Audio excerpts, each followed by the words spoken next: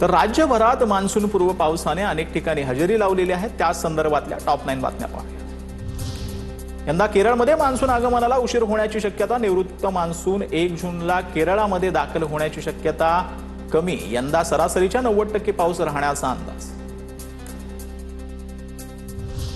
मंगळवारी मुंबईला पावसाचा येलो अलर्ट। आज मुंबईसह उपनगरात अनेक ठिकाणी पावसाने हजेरी लावल्यानंतर नागरिकांची तारांबळ। दरम्यान आज दिवसभर हलक्या पावसाची शक्यता। जळगाव शहरासह जिल्ह्यात अनेक भागात पहाटेच्या सुमारास पावसाची हजेरी। 10 ते 20 मिनिटे वादळी वाऱ्यासह जोरदार पाऊस। वादळी वाऱ्यामुळे अनेक भागामध्ये वीज पुरवठा खंडित। गोंदियामध्ये मान्सूनपूर्व पावसाचा फटका। राज्य महामार्गालगत वाळवण्यासाठी ठेवलेलं धान्य आणि मका पूर्णपणे भिजलं। 5 एकरावरील धान आणि मका पूर्णपणे भिजल्यानं शेतकऱ्यांचं मोठं नुकसान। अकोल्यात जोरदार वाऱ्यासह हलक्या पावसाच्या सरी। उन्हाची तीव्रता कमी झाल्यानं नागरिकांना मोठा दिलासा।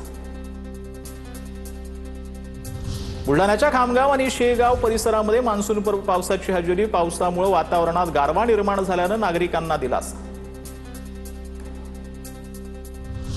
वसई विरार शहरात मान्सूनपूर्व पावसाचं आगमन। अचानक सुरू झालेल्या पावसामुळे वातावरणात गारवा निर्माण। नागरिकांना उकाड्यापासून काहीसा दिलासा। पुणे शहरात मेघगर्जना आणि विजांच्या कडकडाटासह पावसाची शक्यता। भारतीय हवामान विभागाचा अंदाज।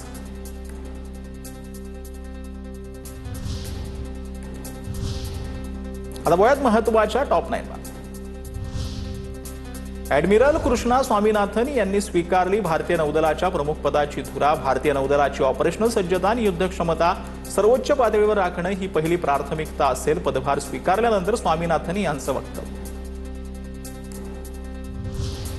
जनरल NS राजा सुब्रमणी यांनी स्वीकारला देशाचा CDS पदाचा कार्यभार। दिल्लीतील साऊथ ब्लॉक लॉन्समध्ये सुब्रमणी यांना गार्ड ऑफ ऑनर। ते देशाचे 3रे CDS।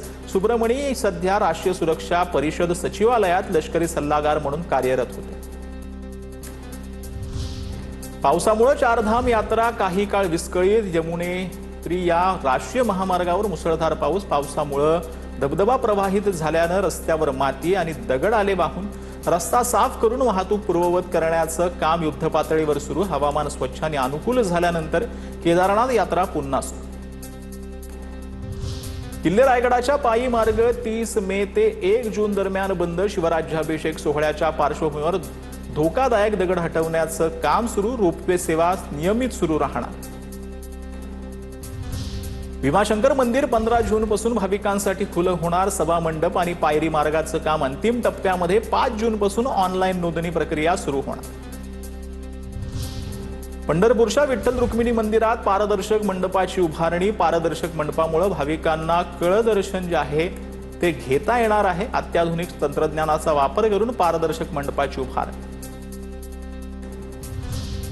केंद्रात राज्यमंत्री दर्जाच्या पदाचा आमिष दाखवून फसवणूक करणारी टोळी अटकेत आहे। भाजप जिल्हा समन्वयक नितीन भुतळा यांची 50,000 रुपयांची फसवणूक झाली। नितीन भुतळा यांनी फसवणूक करणाऱ्यांची रेकॉर्डिंग केली। पुणे विमानतळावरील विमानात बॉम्ब ठेवल्याची धमकी होती। विमानातील प्रसाधन गृहामध्ये बॉम्ब असं लिहिलेली चिठ्ठी सापडली। काल पुणे विमानतळावरून गुवाहाटीला जाणाऱ्या विमानात चिठ्ठी सापडली। मात्र विमानामध्ये बॉम्ब सदृश वस्तू जी आहे ती आढळली नाही। दोन्ही संभाजी ब्रिगेड एकत्र आल्यानं सोलापुरात जोरदार जल्लोष। शहरातील छत्रपती संभाजी महाराज चौकामध्ये एकत्रित येत कार्यकर्त्यांचा जल्लोष। छत्रपती संभाजी महाराज यांच्या पुतळ्याला अभिवादन करत एकत्रीकरणाचा आनंद व्यक्त।